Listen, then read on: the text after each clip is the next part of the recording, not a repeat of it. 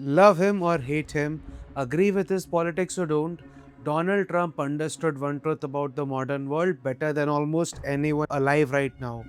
In the attention economy, being talked about is the product. He didn't win because he had the most money. Hillary Clinton spent $1.2 billion dollars while Trump spent barely 600 million.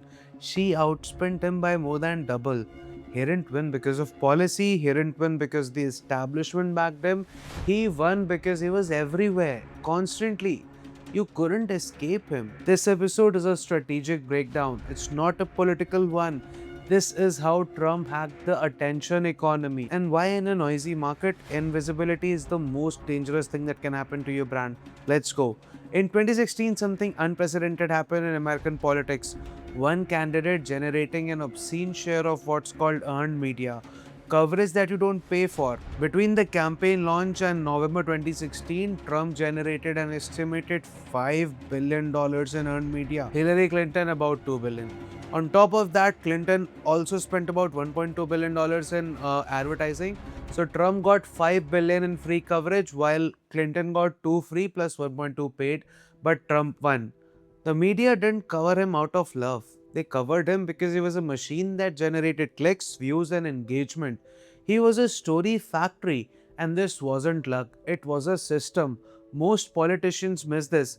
In a 24-hour news cycle with hundreds of channels and billions of pieces of content competing for attention, calm and measured will make you invisible. Trump did the opposite, and the cycle he ran is so clean that you can apply it to any business. Step 1. Make a statement that is provocative, controversial, or unexpected. January 2016, Trump says he could shoot someone on the Fifth Avenue and not lose voters. Weird thing to say. Absolutely going to get coverage and guaranteed to provoke reaction. Step 2. Media covers it. Not out of love, because it's newsworthy. It gets engagement. Every network talked about it for days. The more outraged people got, the more they shared it, and the more they shared it, the more it spread. Step 3. That coverage now reaches millions of people for free. Step 4. Opponents respond, and in responding, they repeat the message. They amplify it even further. This is the part that most people miss. Hillary attacked the Trump statements, they were actually spreading it even more. People now heard it even more. Isn't that amazing? Step 5. People will now engage deeply, either more supportive or more opposed. Either way, you'll be winning the attention game. Then, just as the story dies down, he did it again and the cycle repeated. Traditional marketing says minimize controversy, be acceptable to everyone, offend no one. But if you're exciting no one, you're just forgettable, you're invisible. And in an attention economy, invisible is dead. Now Trump recognized that any attention, even negative, beats no attention. Controversy is a distribution strategy.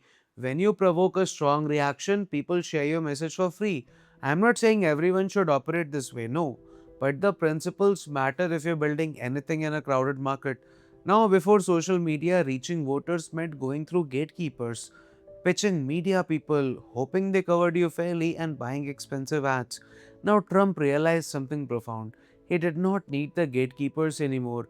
He didn't tweet polished, focused group statements. He tweeted in real time, raw, unedited, human in a way that politicians never have been in the past. Even people who hated him responded to the authenticity.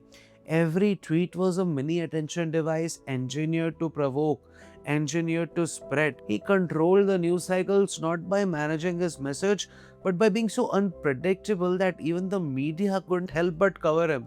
The business lesson here, you don't need to rely on algorithms. Platform changes or paid ads, all of these change.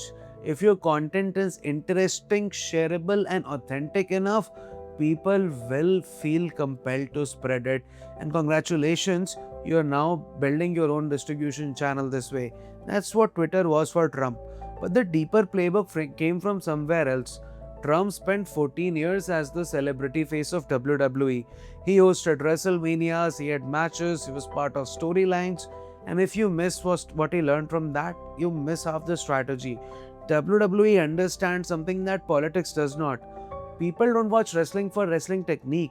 They watch it for the story, the drama, the characters, the conflicts. WWE is entertainment using the framework of sports. Trump applied that into presidential politics. He didn't campaign like a politician. He campaigned like a wrestling promoter will book a match. There were villains, underdogs, there were establishments, there were clear conflicts, there was dramatic resolutions. He casted himself as the outsider, the anti-establishment, the billionaire underdog fighting the entire political machinery. His opponents were cast as the insiders, the corrupt system, the media's chosen ones. The visual branding, the red tie, the blonde hair, the speaking style. He was a character, and characters are memorable. Characters are shareable. They get impersonated, which means that your image is spread without you lifting any additional finger. Now, immigration policy is complicated. Legal statuses, border enforcement, labor programs, very nuanced, very hard to talk about, right? Trump reduced it to 3 words. 3 words were like a visual. Kids could say it, grandmothers could say it. How simple it is. Build a wall. His opponents tried to explain complexity, how a wall couldn't solve everything, how policy needed to comprehensive. They're probably right, but while they were explaining, Trump was just saying 3 words and everyone was chanting with him, build a wall. And this was non-negotiable for them. Your message has to be simple enough that a 5-year-old gets it. Simple enough that someone remembers it just by hearing it once. Simple enough that people can repeat it without even thinking. Coca-Cola does not explain the formula. They just say open happiness. Apple doesn't say we do manufacturing there. They say think different. Nike never talk about R&D. They say just do it. Similarly, Trump just said build the wall, and people thought about immigration and started picturing a big wall. And that's messaging mastery. Now traditional political rallies are boring. Candidate shows up, read a prepared remark, no Q&A, no improv, everything is predictable, professional and forgettable. Now Trump's rallies were the opposite. He would crack jokes, he would attack his opponents, he was go off on tangents, and every rally became different and every rally became content. People shared funny moments, they shared controversial moments. The clips were now spreading like wildfires, and these rallies were not designed to convert to vote. But if you were attending the Trump rally, you were a supporter. The rallies were designed to create enthusiasm, media coverage, and content, and they worked brilliantly.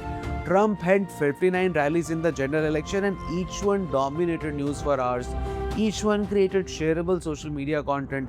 Each one energized the voter base to create even more content.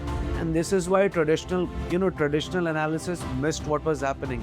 You cannot understand 2016 win by looking at ads. You have to look at the entire ecosystem of attention. He manufactured the ecosystem. In a traditional market, the first currency is money.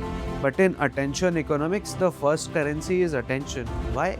Because if people aren't paying attention to you, you can sell nothing to them. You can't persuade them. You can't change their minds.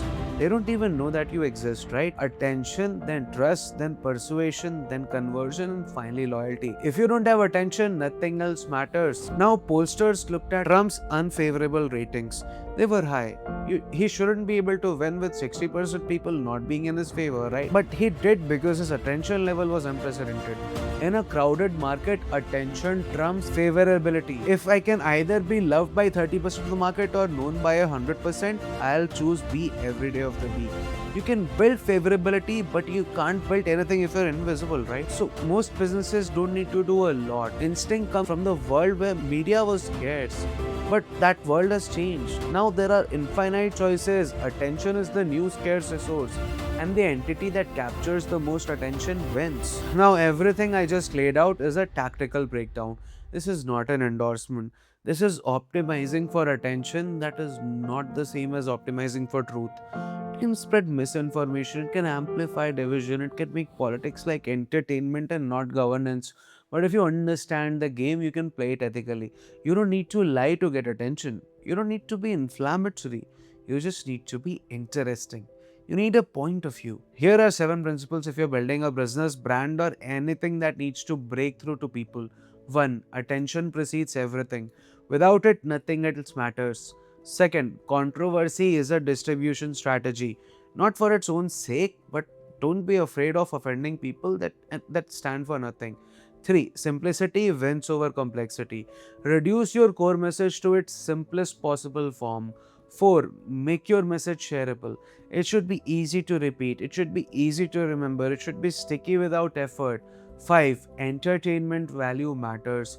People engage with what is interesting, not with what is good for them.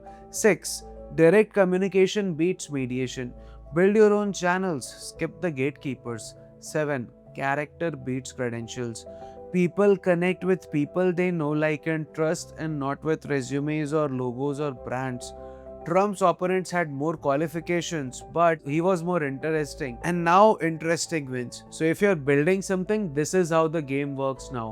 Be clear, be distinctive, be interesting. Don't be boring, don't be neutral.